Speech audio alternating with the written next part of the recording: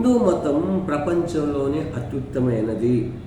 ఈ విధానం చాలా సంస్కృతి విదేశీయులను కూడా ఆకట్టుకుంటుందని చాలామంది చెప్తూ వస్తుంటారు. కానీ హిందూయిజం నుంచి చాలామంది అంటే పర్టికులర్గా దళితులు కావచ్చు, బీసీలు కావచ్చు, ఎవరైతే శ్రామిక వర్గాలనే మొదటి నుంచి కూడా ఒకప్పుడు రాజులే వాళ్ళంతా. సో ఆ తర్వాత శ్రామిక వర్గంగా వాళ్ళ అంటరాని వర్గాలుగా శూద్రులుగా దూరం చేశారు. సో ఈ వర్గాలన్నీ కూడా క్రిస్టియన్ కావచ్చు, ముస్లింలు కావచ్చు ఎందుకు చేరారు? కారణం ఏంటి? ఆ మతాలు చేరాల్సిన అవసరం ఏంటి? హిందూ సంస్కృతి చాలా గొప్పది. సో హిందూ సంస్కృతి గొప్పదైనప్పుడు మరి ఆ వర్గానికి కారణం ఏంటి? ఆశ పెట్టి అంటే వాళ్ళు ఏమైనా క్రిస్టియన్ మతంలో వెళ్ళగానే బిల్డింగ్లు ఇస్తున్నారా? ముస్లిం వెళ్ళగానే వాళ్ళు ఏమైనా కార్డులు ఇస్తున్నారా? కొన్ని ఏమి ఇచ్చారు వాళ్ళు? అందులో వెళ్ళిన వాళ్ళు ఎంతమంది డెవలప్ అయ్యారు? ఈరోజు భారతదేశంలో ఉన్న ముస్లింలలో 90% ఇక్కడ వాళ్ళే. ఎందుకంటే వాళ్ళ కలర్కు వీళ్ళ కలర్ చూడండి. ఇప్పుడు ఆర్యులు ఉన్నారు, ఆర్యులు యూరేషియా నుంచి వచ్చింది.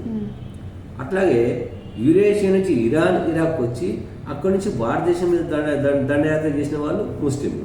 సో వీళ్ళిద్దరు కూడా హైట్ ఎక్కువ ఉంటారు, ఫేర్ ఎక్కువ ఉంటారు ఒరిజినల్ గా ఆర్యులు. సో వీళ్ళిద్దరు ఆర్యులే, ఒకటే రక్తం, వాళ్ళు డిఎన్ఏ టెస్ట్ చేసి ఒకటే, వాళ్ళు ఇప్పుడు వ్యతిరేకిస్తున్నారు. సో మరి అక్కడ తర్వాత ఇక్కడికి వచ్చిన తర్వాత మరి బ్లాక్ ఎందుకున్నారు ముస్లింలు? మీరు చూడండి, కాశ్మీర్ పోయి చూడండి, ఆఫ్ఘనిస్తాన్ పోయి చూడండి, ఇరాన్, ఇరాక్ పోయి చూడండి, అక్కడ ఎవరు నల్లగుంటారా ముస్లింలు? ఎందుకుంటారు? వాళ్ళ కలరే ఒరిజినల్ కలర్ అది. సో నల్లగా కలర్ ఉన్నది, హైట్ తక్కువ ఉన్నది, వీళ్ళు కారణం ఎవరు అంటే ఇక్కడి వాళ్ళు. అంటే ఇక్కడి వాళ్ళు చాలా మంది కుల అణచివేతకు కారణంగా వాళ్ళ నుంచి హిందూ మతం నుంచి ముస్లింలకు కానీ క్రిస్టియన్ కానీ చేరారు. కాబట్టి మరి వాళ్ళందరూ చాలా మంది నల్లగున్న వాళ్ళందరూ ఇక్కడ వాళ్ళే కదా. అంటే ఎందుకు పోతున్నారు అంటే కులం, మతం. ఆ కులం మన ధర్మశాస్త్రం ఏమనంటే బ్రాహ్మణ, క్షత్రియ, వైశ్య, శూద్ర. అసలు వీళ్ళు చెప్తున్నారు కానీ కనీసం చెప్పేవాడికి సిగ్గు ఉండాలి, నమ్మేవాడికి కూడా సిగ్గు ఉండాలి. బ్రాహ్మణులు తల నుంచి పుట్టారు, ముఖం నుంచి, ముఖం నుంచి పుట్టారు. క్షత్రియులు భుజాల నుంచి పుట్టారు. వైశ్యులు ఇక్కడ ఉర్దూ నుంచి పుట్టారు. శూద్రులు పాదాల నుంచి పుట్టారు. ఎవడైనా పాదాల నుంచి పుడతాడా? అందరూ అమ్మకడ నుంచే పుడతారు కదా. ఎవడైనా పుట్టేది అదే కదా. ఎట్లా పుడతారు అంటే వీళ్ళు రాసుకున్న విధానం అది. అందుకే చాలా మంది మహనీయులు చెప్తారు, అంబేద్కర్ కానీ, కాంశీరామ్ కానీ, ఇది వీళ్ళ విధానం. చాతుర్వర్ణ వ్యవస్థ, బ్రాహ్మణ, క్షత్రియ, వైశ్య, శూద్ర. సో మనం ఏమంటున్నామంటే మనుషులందరం ఒకటే కదా. ఎవరు ఎక్కువ? తల్లి కడుపు నుంచి వచ్చేది అందరూ ఒకటే. కులం ఎక్కడిది? ఎవరు పెట్టారు? మన ధర్మశాస్త్రం పెట్టిందే వీళ్ళు. హిందూ మతం ఇది సింధు ధర్మం విధానం. సింధు నది పరివాహక ప్రాంతం అనేది సింధు విధానం ఇదంతా. సో ఆ సింధు సంస్కృతి హిందూ అన్నారు. కానీ హిందూ సంస్కృతిలో మొదలు ఇవన్నీ లేవు, కులం, మతం. తర్వాత మన ధర్మశాస్త్రం బుద్ధుడి తర్వాత మన ధర్మశాస్త్రాన్ని పెట్టారు కాబట్టి కులం. సో నేనేమంటున్నట్టు అందుకే ఈ హిందూ మతంలో సంస్కరణలు తీసుకురావాలి. మనం చూస్తున్నాం, బిఫోర్ సంగతి వదిలేద్దాం, స్వతంత్రం వచ్చి 76 ఏళ్ళు అయిపోయింది. మరి 76 ఏళ్ళ తర్వాత కూడా ఈరోజు కులాలు ఉన్నాయి కదా. ఇంకా ఆ కుల వాళ్ళు డెవలప్ ఎక్కడుందండి కులం అంటారు. నేనేమంటున్నా అంటే కులం గురించి 2 విషయాలు చెప్తా. సో ఫస్ట్ ఏంటంటే కులాలు లేవు అనే వాళ్ళు వచ్చి చూసుకోవచ్చు, ఎందుకు కులాలు ఉన్నాయి, ఎక్కడ ఉన్నాయి అనేది ప్రతి చోట కనిపిస్తుంది, బహిష్కరణ కూడా కనిపిస్తుంది. అయితే అవన్నీ పక్కన పెడితే సమానత్వం ఎట్లా వస్తుంది అంటే చాలా మంది చెప్తారు ఆర్థిక, సామాజిక, రాజకీయాలు. సో ఆర్థికంగా ఎదిగిన వాళ్ళు కూడా ఈరోజు కులాంచివేతకు గురవుతున్నారు. ఉదాహరణకు రాష్ట్రపతి ఉన్నారు. రాష్ట్రపతి మొన్నటిదాకా కోవింద్ రాష్ట్రపతి ఉన్నప్పుడు టెంపుల్కి వెళ్తే రానియలేదు, మనం కూడా రానియలేదండి. అంటే ఒక రాష్ట్రపతి ఒక రాజకీయంగా ఉన్నత పదవిలో ఉన్నాడు, ఆర్థికంగా ఉన్నాడు. అటువంటి వ్యక్తి టెంపుల్కి రాలేదంటే ఇంకా సమానత ఎక్కడిది? సో దీని అర్థం ఏంటి? ఆర్థికంగా రాజకీయంగా ఉండడం కాదు, సామాజికంగా ఉండాలి. సామాజిక సమానత్వం అంటే ఎట్లా వస్తుంది? సో నా విధానం ఏమంటుందంటే ఇక్కడ మనకున్నదంతా బ్రాహ్మణ పూజారి విధానం. ఆ పూజారి విధానమే అందరికంటే పెద్ద ఉంది. అంటే దేవుడికి నేనే ప్రతినిధి కాబట్టి నేను చెప్పినట్టే వినాలి. పెళ్ళి అతనే పెడతాడు, పూజలు అతనే చేస్తాడు, చావు పుట్టినోడికి అతనే. సో నేనేమంటే ఈ పూజారి వ్యవస్థలో అన్ని వర్గాలకు అవకాశం ఇవ్వాలి. ఎందుకు ఇవ్వరు? ఈరోజు చిన్న చిన్న స్థాయి, ఇప్పుడు ఉదాహరణకు అబ్దుల్ కలాం ఒక నిరుపేద. ఆ నిరుపేద వ్యక్తి మనకు పెద్ద సైంటిస్ట్ అండి, బాంబు సంబంధించి, అణుధర్మ సంబంధించి. అంటే అంత పెద్ద సైంటిస్ట్ కావాలంటే అట్లా. కాబట్టి ఎవరైనా చేయాలి. ఎవరైనా ఇప్పుడు అడ్వకేట్ ఉన్నాడు, ఏ కులం ఉందా? ఇప్పుడు లేదు కదా, ఒకప్పుడంటే ఉండే. ఇప్పుడు అడ్వకేట్ డాక్టర్స్ ఉన్నారు, కులాలయ అట్లా మిగతా అన్ని కులాలు ఏవి కూడా సాఫ్ట్వేర్ కానీ ఏవి కానీ కులాలు అడ్డం రానప్పుడు ఇక్కడ పూజారి వ్యవస్థకి ఎందుకు రావాలి? దేవుడు అందరికి ఒకటే కదా.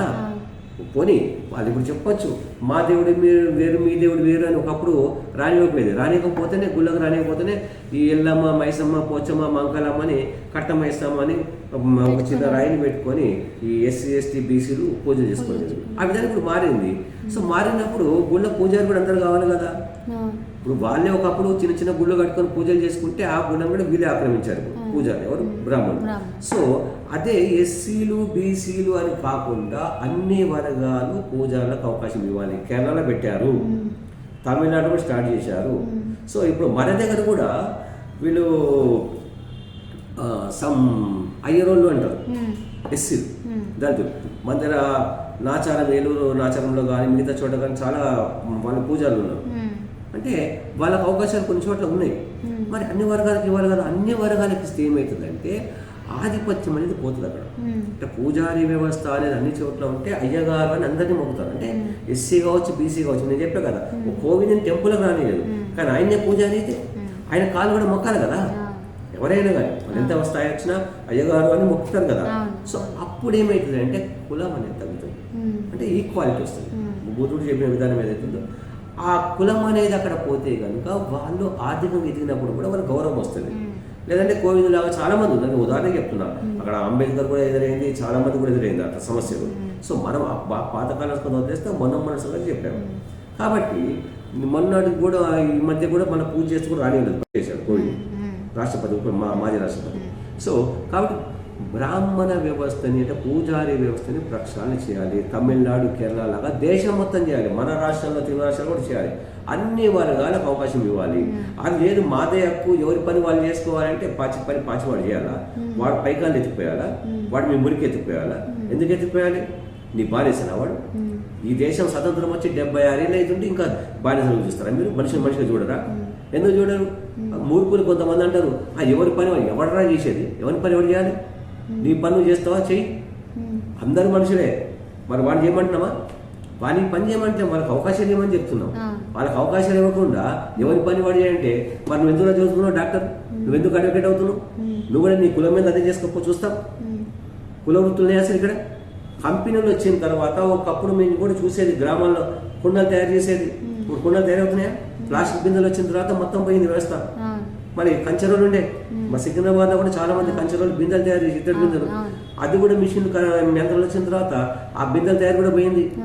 మరి వడ్డండి ఎవరు పడతాడో ఇప్పుడు టైలర్ షాపులు, ఇంటింటికి టైలర్ షాప్ ఉండేది మన దగ్గర చాలా వరకు. ఇప్పుడు అవి కూడా రెడీమేడ్ అయిపోతే టైలర్ షాపులు వెళ్ళేవు. ఏ వృత్తులున్నాయి? బంగారు చూస్తాం మనం సికింద్రాబాద్ కానీ ఎక్కడైనా కానీ ఆ అది కంసని హౌస్కాలు అంటారు, వాళ్ళని బంగారు ఆభరణ తయారు చేస్తారు. ఇప్పుడు వాళ్ళు కూడా బెంగాల్లో వచ్చి అవి కూడా మొత్తం ప్రైవేట్ కంపెనీలు వచ్చి అవి కూడా తగ్గిపోయినాయి. ఎక్కడున్నాయి కుల వృత్తులు? మాట్లాడితే కుల వృత్తులు అని చెప్తారు. పోయి సముద్రంలో చేపలు ఎవరు పడుతున్నారో చెక్ చేసుకోండి, కంపెనీలు పడుతున్నాయి. అంటే ఉన్నాయా చేతికి కుల వృత్తులు? సిగ్గు శరము ఎవరైనా మాట్లాడితే ఎవరి పని వాడు చేసుకోవాలి. ఎవరి పని ఏంది రవి చేసేది? ఖచ్చితంగా అందరినీ పని చేయాలి. కాబట్టి పూజారి వ్యవస్థ కూడా అందరికి ఇవ్వాలి. ఎందుకు ఇవ్వద్దు? దేవుడు నీ ఒక్కడికి లేదు దేవుడు, వాళ్ళకి దేవుడు కాదా? మరి కాదని చెప్పాలని. కాబట్టి ఇది ఏమైనా వ్యతిరేకిస్తా అంటే కనుక ఖచ్చితంగా వ్యతిరేకించగలరు, ఖచ్చితంగా అమలు చేయాల్సిందే. నిజంగా హిందూయిజం గురించి, హిందూ ధర్మం గురించి మాట్లాడే వాడు ఎవడైనా కానీ హిందూ వ్యవస్థ ఇంకా కొనసాగాలి, వర్ధిల్లాలంటే కనుక ఈ విధానం రావాలి. లేదంటే ఇప్పుడు ఎట్లయితే అంచమేత జరుగుతుందో, ఎట్లయితే ముస్లింలకు లేదంటే క్రైస్తవులకు పోతున్నారో అదే విధానం పోతుందో అది ఖచ్చితంగా పెరుగుతుంది ఆ మతం. మీరు ఆ మతాలు పెరగొద్దు అంటే వీళ్ళే, నా డౌట్ ఏంటంటే వీళ్ళే పెంచి పోషిస్తున్నారు. ఎందుకంటే ఈ ముస్లిం కూడా వాళ్ళంటే క్రైస్తవం వేరు, ముస్లిం కూడా వాళ్ళే ఆర్యులు, వీళ్ళు కూడా ఆర్యులే. కాబట్టి మా రెండు మతాలే పెరగాలని ఇట్లా కుట్రబంతుందేమో నాకు అనిపిస్తుంది. ఎందుకంటే ఈ మతం నుంచి ఆ మతానికి వెళ్ళిపోతే మా మతం పెరుగుతుంది. సో వాళ్ళ ఈ దేశంలో ఇస్లాం పెరగడము అంటే కారణం ఎవరు అంటే ఈ హిందువులే, అంటే వీళ్ళే కుట్రబంతున్నారు. మరి నీకు హిందూయిజము సంస్కృతి మంచిది, దేశ విదేశాలందరూ కూడా చాలా మంది ఆచరిస్తున్నారంటే వాళ్ళ ఓ చెప్పండి ఏమని, మా దగ్గర ఇలా కులాలని మేము కులాలకు అంచివేస్తున్నాము, కింద ఎస్సీలు ఉంటారు, వాళ్ళ దగ్గర రాని ఊరవతలు ఏం చేస్తాం మేము 10 ఏళ్ళలో పోయి మేము ఊళ్ళలో పోయి హైదరాబాద్ సంగతి వదిలేయండి, సిటీలో వదిలేయండి, ఊళ్ళలో పోయి వాళ్ళ ఇంట్లో పోయి తింటారా? మేము వాళ్ళ ఇంట్లో తినామని చెప్పండి. పూజారి గుడి మేము కట్టుకుంటామా? గుళ్ళో వాడే పూజారి ఒకడే ఉంటాడు, కులం వాడు వేరే ఉంటాడని చెప్పండి. ఎంతమంది సపోర్ట్ చేస్తారో చూస్తాం, ఏ దేశం సపోర్ట్ చేస్తారు. కాబట్టి ఖచ్చితంగా చెప్తున్నాం, పూజారి వ్యవస్థను ప్రక్షాళన చేయాలి. అన్ని వర్గాలకు అవకాశం ఇస్తే ఖచ్చితంగా హిందూ విధానం, హిందూ ధర్మం ఇంకా 1000 కాదు 1,00,000 సంవత్సరాలు వరదలుతుంది. సో దానికి సపోర్ట్ చేసేవాళ్ళు సపోర్ట్ చేయండి, విమర్శించే వాళ్ళు చెక్ చేసుకోండి ఇందులో తప్పు ఎక్కడ ఉంది అని. గుడ్డిగా విమర్శలు చేస్తే ఎవరు భయపడేది లేదు. వ్యవస్థలు అందరూ సమానత్వం కావాలంటాం, రాజ్యాంగంలో సమానత్వం, అందరికీ సమానం, అందరికీ ఓటు హక్కు ఒకటే, అందరం పిలుచుకునే గాలి ఒకటే, ఎవడు ఎక్కువ కాదు ఎవడు తక్కువ కాదు. సమానత్వం లేకపోతే అసమానతలు ఉన్నంత వరకు ఈ విద్వేషాలు ఉంటాయి, ఇవి కొనసాగుతూనే ఉంటాయి. కాబట్టి సమానత్వం కోరే వాళ్ళందరూ కూడా సపోర్ట్ చేయాలని కోరుకుంటున్నారు.